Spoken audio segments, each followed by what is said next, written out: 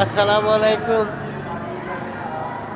সবাই কেমন আছেন? আশা করি ভালো আছেন। এটা হলো মোহাম্মদপুর জামে মসজিদ যে গোলচক্কর আছে। এটা হলো বাহিরের সাইড।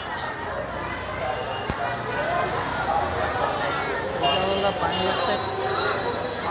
আর আগের ভিডিওতে আছে যেটা সামনে ভিতরে পুরাটাই দেখিয়েছি, আর এটা বাহিরের অংশ।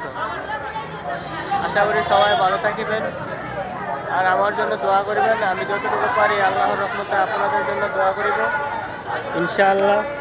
আল্লাহ সবাইকে হেফাজতে রাখুন। মেহরবানি মাহে রমজান মাসে ঈদুল ফিতর দিনে